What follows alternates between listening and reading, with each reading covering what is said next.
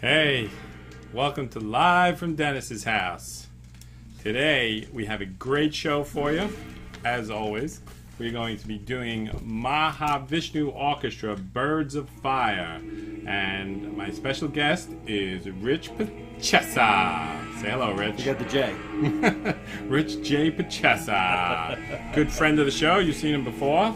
So we got a lot of stuff we're going to cover today. Let me tell you, I'm going to give you a little bit about the show. We're going to discuss and we're going to review the album Birds of Fire by Mahavishnu Orchestra. Awesome album. Then today is known as the Drunk Rich Show. Whoa! Rich, Don't be judging me. as you can see, right here. Coffee. Oh! Rich has this entire bottle, and he's going to drink this during the duration of the show. And I'm going to be giving him special tests, and he's going to have a challenge where he does some dexterity and I studied, don't worry. a whole bunch of stuff. And then after that, we have two new segments for you today. My daughter Lauren is going to do the 12-year-old girl song pick of the week. She's going to come on and pick a song and tell us why it's good. And then my son Nick is going to do a sports thing here. And then, of course, the new, because as you know, the fall season has started. This is the second episode of the new fall season. And look what's back, Rich. Velvet jacket, This baby! is the first velvet jacket Woo! of the season. And we're going to have a new thing that I call the Rant of the Week. And I'm just going to Rave and carry on. Yeah. Yes. So, I can see that. as you can hear, that is Birds of Fire, the title track, playing in the background. So before we get started, let me lower this. I'll never get used to that. I'll always think it's too loud. But anyway, let's say hello to Rich here. So I haven't seen you in a while. How's your summer been? I haven't seen you all summer, I don't think. Yeah, outstanding. As summer's my favorite season of the year, and Did you do the ALS challenge this summer?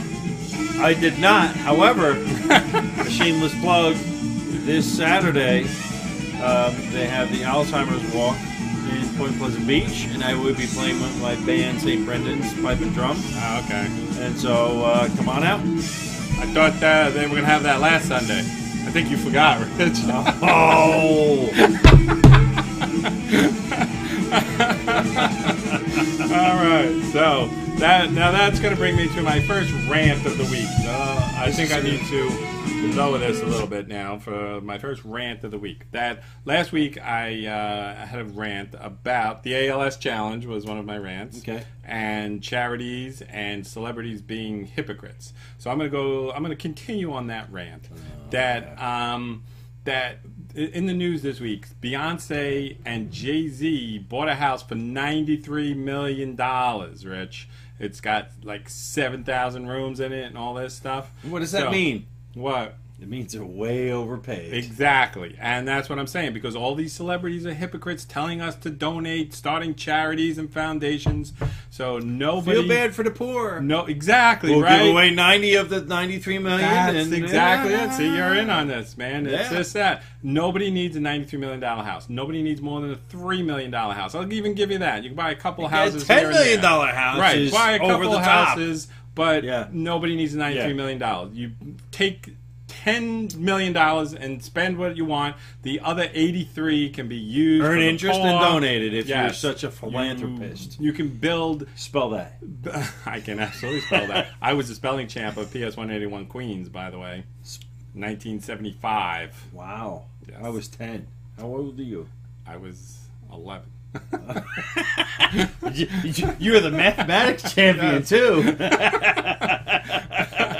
So, this is my challenge for this year, Rich. I'm calling out all celebrities that they should donate half their wealth, 75% of their wealth. They'll still have enough money to live extravagantly, and we can end all the problems in the world. That's what Bono does. No? I don't know who does what. I'm going to launch investigation and see what celebrities donate, because I know Bill Gates, he donates so much money, it's ridiculous. But I don't know about these other people. These other people, they say, oh, you want us to donate? Okay, we'll play a song. But nobody's giving any money away. So tell me more about the launching of this investigation. Yes, I'm going to launch an investigation to go through every celebrity, and I'm going to expose how much each celebrity gives. And like how that. much they don't. So, all right, Phil. Okay. You get on that, Rich. Okay. For next, you know what? I'm going to put that in my notes, and we'll revisit that next time. Yes, absolutely. Okay, cool. Because I like for that. too long they've been pushing us around. That's right. And now it's time to put their money where their mouth is. These sons of bitches.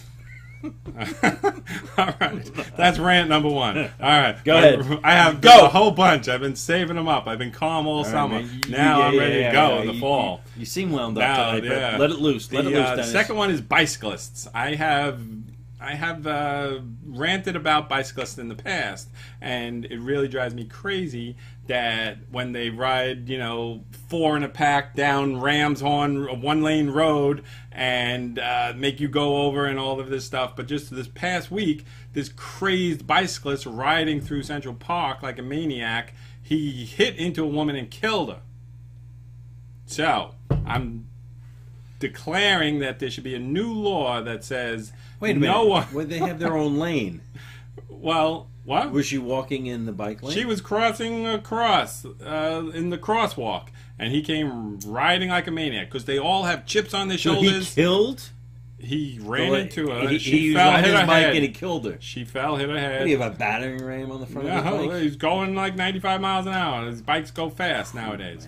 So I am petitioning. Well, who's the mayor of New York City? De Blasio. Oh, yeah. I got something to tell about him later on. I'm petitioning him to start a new law that only people under 18 can ride a bicycle.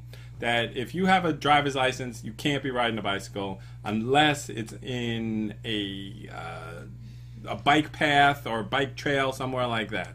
Not the bike lane, because that's probably where that lady was killed. Exactly. You can't be riding through the city and all that. Those bike lane bastards. That's what I call them. It's insanity, I tell you. Yeah, and then this last week, here's another rant I have. This past week. This is a new rant? Yes. Okay. These people were protesting the weather. There was a whole. Did they you were hear about protesting, or they were protesting? Protesting. That's what I said. I thought you said protesting because maybe they were laying down. It was just like a Chinese thing. But go ahead. They were protesting the weather actually this time, and I've seen it all. And these hypocrites once again, Rich.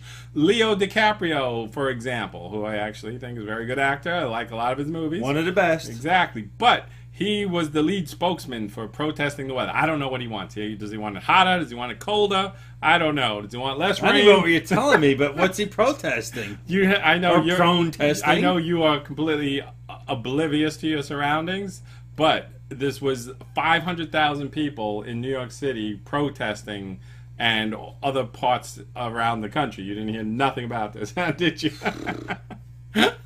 You know what? I don't watch the news because it makes me want to kick my dog or punch a baby or something, or some variation of. Or both. Or both, All yeah. Right. So anyway, they had this big protest, and Leo DiCaprio was this spokesperson. And these hypocrites, once again, they're protesting climate change and the weather and all of this go green and stuff. And he flew in his private jet, got into his big, giant black SUV, rode to the demonstration, talked about it for a little while, got back in, took his private plane back to his 250-room mansion where he uses more energy than a small city.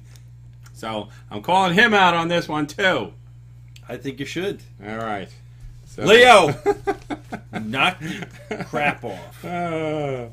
So and that part of my rant was about the ALS challenge last week, where that all of the money donated to charities, like most of it goes to administrative costs and executive salary. So, and people were questioning that. And so tell me, what disease was cured by charity money? Not one. That muscular dystrophy telethon that Jerry Lewis does for every year for the last 55 years or whatever it was. Hey, lady. He's every goddamn Labor Day we got to watch this idiot run around sweating and all this stuff. Talk about wanting to punch a baby. And muscular dystrophy has any progress been made. Not even one bit. Yep. It's worse. I think it got worse over the years, muscular dystrophy. It got worse. Since, I don't know if it got worse. so, and like UNICEF and the taking money in for Africa. I've been doing that since I was a kid, walking around on Halloween with this stupid box collecting for Africa. And Africa is worse than it was 50 years ago. I don't think you've been walking around since you were a kid collecting for Africa. Yes, I have been. Prove it. I have a photo of myself at age 7 with my Wolfman mask on.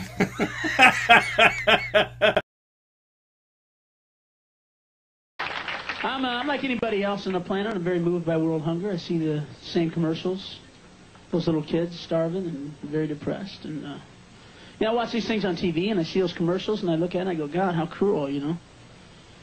To see a little kid out there and I go, fuck, you know, I know the film crew could give this kid a sandwich.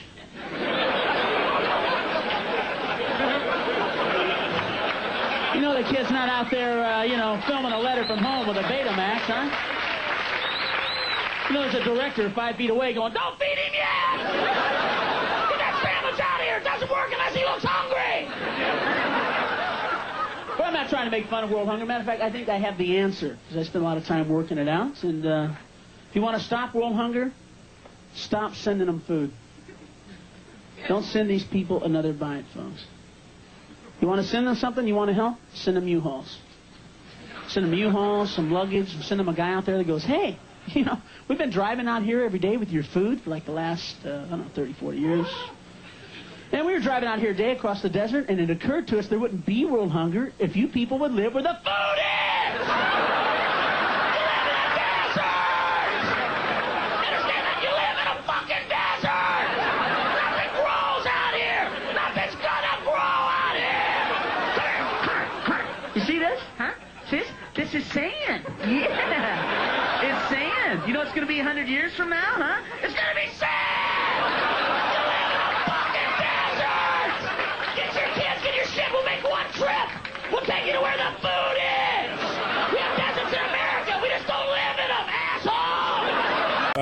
I think we're off topic here for a little while. All right, okay. We might have to come back for more rants later because I still like got plenty of rants. The rants. rants are good. Yeah, keep them going. Keep them going because right. I'm with you, brother. But so let's talk a little about the actual music now, and then we'll come back to you and the Drunk Rich, and we'll go from there. You know, I have some news stories too, but oh man, we'll go there. We'll go there. Show chock full of everything. All right, you can hear that. I'm gonna lower this a lot, Rich. That's way too loud. All right, here we go. Birds of Fire, the band Mahavishnu Orchestra. Wait, you're smelling the wrong side. Oh man, it doesn't matter This one because is a it just good one. smells good. Oh, this is the best one ever. One of the best ever. Yeah. Without a doubt. Check it out. Come on, don't rip it. I have a funny story about this album before we start. This is the real deal. This is old. Look at this, guys. You ripped it in half. Chips on the record. All right, so anyway, my friend Jeff, who was here this past summer, has accused me saying this album was a stolen album. That one time, back in Queens, my friend Dee, she was a girl named Dee, short for Della, and she would often babysit at her sister's house when they went out, and we were all teenagers hanging out, and it was freezing cold in the wintertime. So Dee was babysitting that night, so we all, as soon as her sister drove away with the brother-in-law, we all ran into the house for warmth and to hang out. We all get fired up and all this stuff, and her brother-in-law was a musician, and he had this album down in the basement, and we were all running wild, and people were, looting in the house, and my friend Jimmy sprayed his cousin in the face with the fire extinguisher. Oh, okay. And Kenny comes walking up from the basement, takes his glasses off, and he just has the circles around his eyes. His whole face is covered with that. Anyway, so Jeff accused me of stealing this album that night, but I disagree that this is not a stolen album. He would need to show me proof of that. You know what? If you stole it, it was well worth the steal because this album is genius. This is a classic. Now, that's what I want to get to, that this is from the jazz fusion genre. Yep. And these were the most incredible musicians of the time. This album came out in 1973. Over the top musicians. 1973 it came out. John McLaughlin on guitar. Billy Cobham on drums, one of the greatest drummers of all time, who later went on to his fame of his own and had his own album. When did drummers have their own albums? Spectrum's classic album. I'm going to do that one later Buddy on. Rich had his own album. Yeah, that's true. And then We could do a Buddy Rich show. Yes, I would do that. Who else? Jan Hammer of Miami Vice fame later on plays keyboards here. And then they have electric violinist and everything. So I want to. It's before its time. This album is definitely before its time. And then I want to give like a history, if you will, of jazz fusion. That you know about jazz, right? It's a pure American form of music, and I attribute jazz fusion to who? Who do you think I'm going to say? Jazz fusion? Miles Davis. Oh, okay, I was going to say Jimi Hendrix because... Nope. There nothing to do is with it. Nothing to do with it. McLaughlin and Hendrix had a relationship. But anyway, that was later. So Miles Davis, he was a great jazz player. Phenomenal. And in the 60s, all these guys actually played in his band. And then he slowly started, he got influenced by like Sly Stone and Parliament Funkadelic. And he was... Which is totally different, but totally cool. Right. And then... And that's so cool. And that's what musically is and so he cool. all these guys. John McLaughlin was in Miles Davis band. Billy Cobham, Chick Corea, Wayne Shorter, all these great jazz musicians who later Herbie Hancock, who went later on to form the whole fusion movement. And like the first. Actually, it wasn't the first that it came out later on, but he had a bunch. Miles Davis had a bunch of albums, and he started including, and that's basically what jazz fusion is. It's jazz mixed with a little rock, with a little funk, and using electric instruments, and a tremendous player. It's self-expression, and, Yes. and it was like these guys were so good, and let's break the mold, and let's make it better, and let's just let it ride. And whatever we want to do. These and guys, that's what they did. It's good. It's over the top. But Freaking you notice believable. the one thing, I don't think non-musicians like this. This is basically No. It's music for musicians. That's not easy listening. There's no girls like this. Yeah. No girls in the world. Well, unless the former guests on the show who were phenomenal musicians, they will enjoy this. No girls can. Their minds cannot grasp Settle this. down. There are plenty of girls who have been on the show before who would love this because this disagree. is good. Can't curse on the show. It's a family show. Good stuff. It's good stuff, but I disagree. Unbelievable. But best- okay, we can agree to disagree. At best, you'll get a girl that won't throw her shoe at the turntable. That's the best you can ask for. What are we in Iraq? Throwing your shoe? Get this crap off. I want. So that's the best you can ask for. But anyway, John McLaughlin is one of the greatest guitar players. Him and Al Di Meola are just, you have great rock musicians. He lived 2 blocks away from me growing up. Who? You know that? McLaughlin or Di Meola? Really? Di Meola, yeah. Oh, I did hear he grew up in Jersey. No, he didn't grow up in Jersey, but I grew up in Kearney, and he lived 2 blocks away from me. That used to sounds work in like a deli. sounds like it's Al New Di Jersey. Meola, raced with the devil But what on do the you mean? Spanish highway. You just said he didn't grow up in New Jersey. I don't know where he grew up. I don't. Oh, this was when you were an adult and he was an adult? No, I was a teen. All right. I was a teen. All right, so and I worked at a deli, and better Al get- used to come into the deli. as I said, this is the Drunk Rich show. So What's your point? Rich has What's your half point? the bottle down. No, it's- every time. Oh, by the way, I forgot to tell you. Every time I say the word jazz, you got to drink up. Okay. So let me check your pulse now. I want to see if you're doing all right. I'm not a doctor, but I play one on TV, and if you go Listen, into convulsions, It may not we'll be have to stop the it may show. be the Drunk Rich show, but I can tell you that's no bull crap. Come and get everything right. Say and spell your first and last name, please. You let me know when you're ready now. Yeah, we're ready. Yeah, say and spell your first and last name, please. But what you want me to start off? Say and spell your first and last name, please. What? Say and spell your first and last name. Okay. They call me Can Man. Okay. All right. What's your real name? Ozell Gary. Okay. Will you spell your first real name? Huh? Spell your first last name. You can't read? My name Ozell Gary. Okay. Well, I need to know how to spell it. Well, I just letting you know. I'm down here from Detroit, Michigan. Okay. I born and raised here. Okay. I lived here 33 years. I thought things might would change, but I see it ain't changing no more. Can I get you to spell your name for me, please? O-Z-E-double-A, I just told you. Okay. Will you spell your last name? J-R-Y. Okay.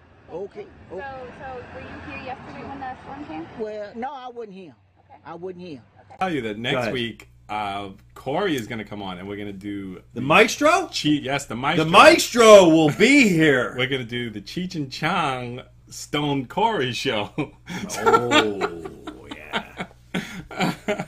So anyway, I lost my Are place. you going? Well, Where was I? You have to play. Never mind. Oh, did you know this? That John McLaughlin, he was from England, and he gave guitar lessons to Jimmy Page. I didn't know that. Yeah, see? That's something. Nobody knew that. And You did. yeah, absolutely. And he played that, I don't know if you can see any pictures here, but if you can see that right there, he's playing that double neck Gibson, and this is just so good. And he was into Eastern So nonsense good is music. beyond. Sry what Chimnoy. the- You know who man. Sry Chimnoy is? I do.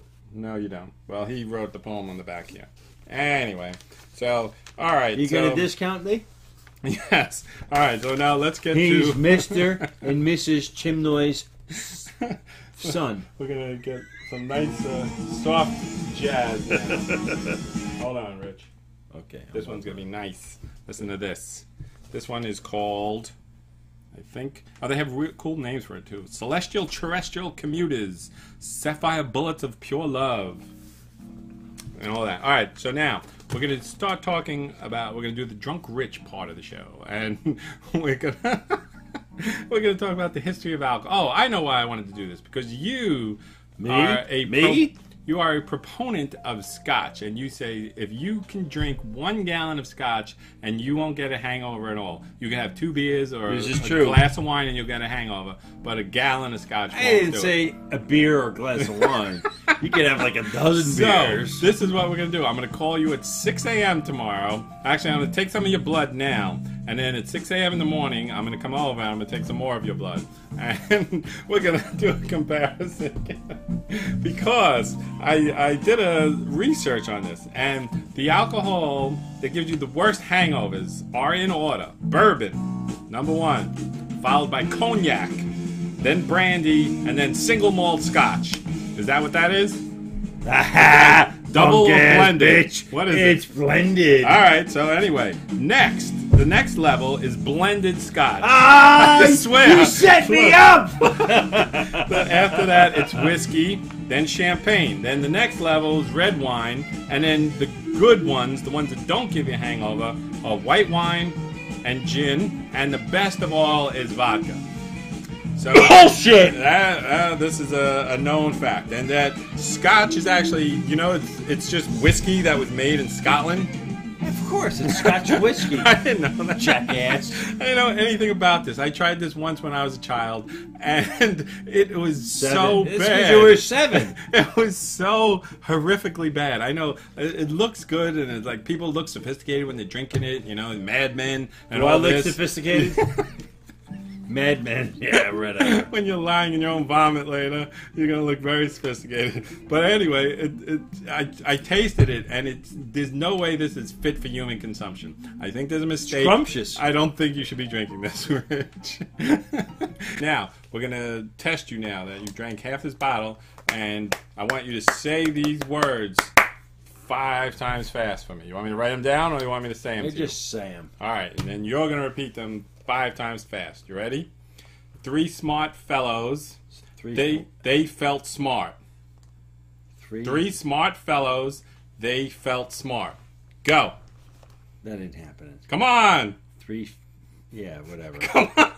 That ain't happening. Come on. You gotta do Next. it. Come on, Rich. Please. You gotta do Next. it. It's gonna be funny. Do it. Yeah. It's not gonna be funny. Yes, do it, please. For who? It's gonna be funny for you or for me? Me and the audience. Come on. Do it. Not happening. Ah. Oh man. Now I broke my What glasses. happened? Oh man, you broke your. You All right, broke try your it. grandma glasses? Come on, try it. 3 smart fellows. They felt smart. Go. 3 smart fellows. They smell smart. Twice in a day. Think that works every time. It does. You know it does. So, It's just a setup, you know. all right. So what else you want to talk about here? I want to do a little more. All right, this is my favorite song off the album, by the way. I want to listen to this. Go, Dennis. You hear this? This is called Open Country Joy. It reminds me of a young boy. Makes me feel like a young Swedish boy running naked through the countryside. Oh, easy. Oh, listen to that. Isn't that beautiful? Don't you see, like, can't you see sunflowers and stuff? But let's listen to this, Rich. It's very calming. On a Sunday afternoon, Sunday morning, there's nothing better than this. Hold on. Here we go. Now, wait. Can you see the Cossacks riding across the countryside? I can see swans swirling. I think I lowered the music too much now. No one's going to be able to see it. It's pretty All right, so, I talked about everything that I have in here. I don't want to do any more rants. Well, you said you had more rants. I know what I want to talk about. I want to talk about Derek Jeter retiring, Rich. That's it. No more Derek Jeter. Greatest shortstop in the history of baseball. Listen, hear the song. It's the same song. Ready? Wait for it. Listen to that drum, Rich. There were 64th notes, I can tell. So, so let's talk about... That's why women would hate this album. Exactly. Hate it! Exactly. Except for your former guests, because they are musical geniuses. They are. Derek Jeter, there will never be another baseball player like him. Never did steroids, true gentleman, never getting arrested, never getting in trouble, no shenanigans, stayed on one team for 20 years, the true professional, and won 17 World Series for the Yankees, I think. Something like that. 17? I'm looking at this camera here, and I look like the Great Gazoo. My head is gigantic. What's going on with this camera here? Who's that guy? There's a man looking at me. Jeter is a phenom. Yes, there'll never be anybody like him. Honestly, I say the greatest shortstop ever, but truth is, in the past 25 years, nobody's better. Absolutely. Everybody else on steroids, ruining baseball. Doesn't matter. He's a real deal.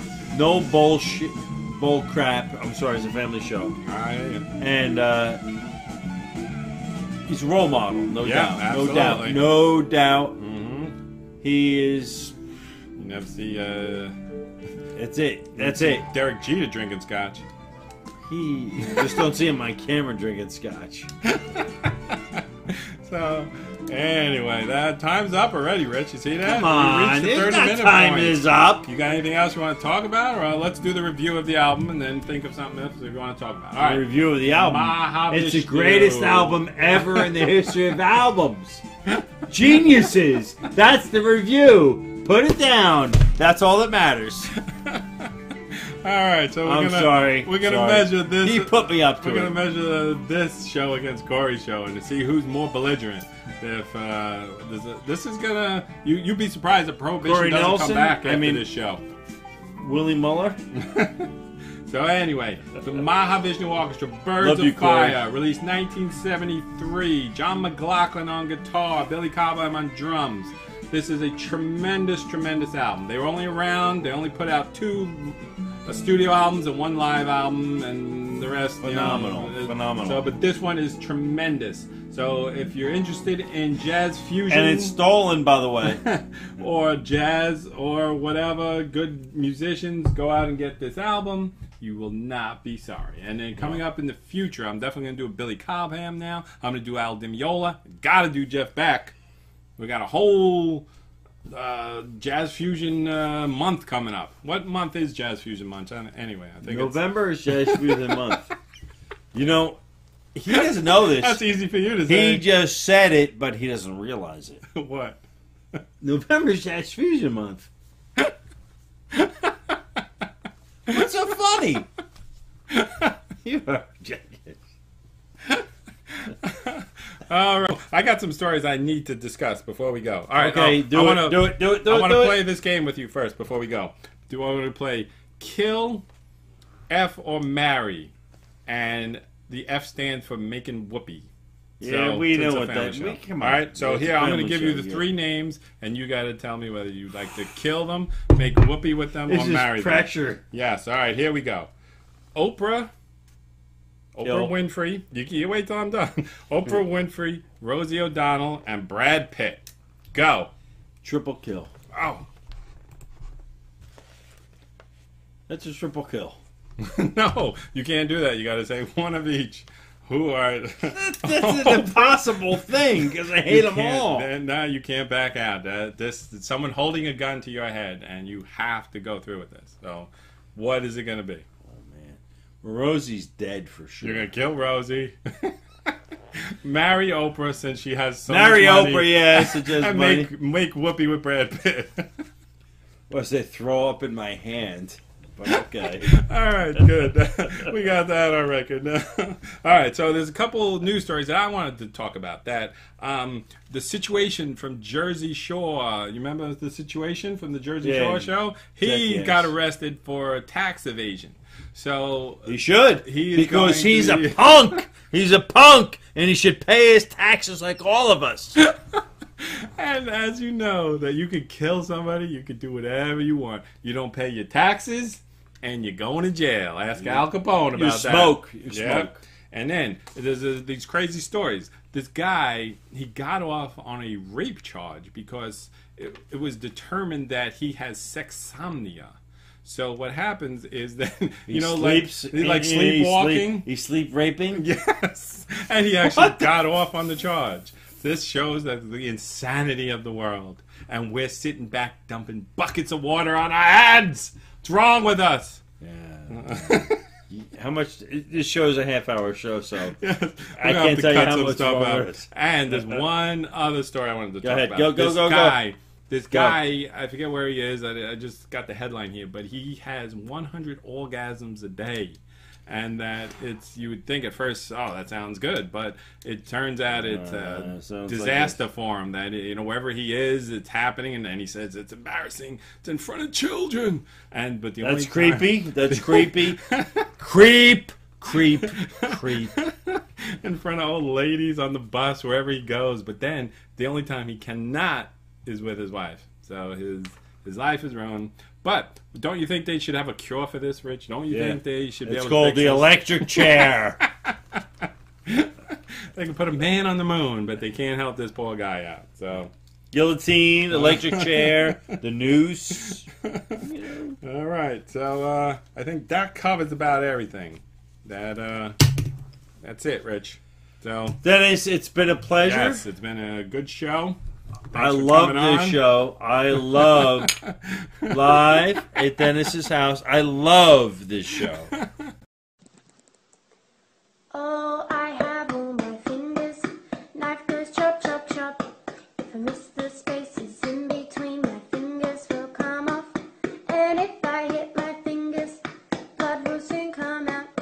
But all the same, I play this game, cause that's what it's all about. Oh, chop, chop, chop, chop, chop, chop, chop. I'm picking. Fuck. Oh, God. Whoopsie. Well, here we go.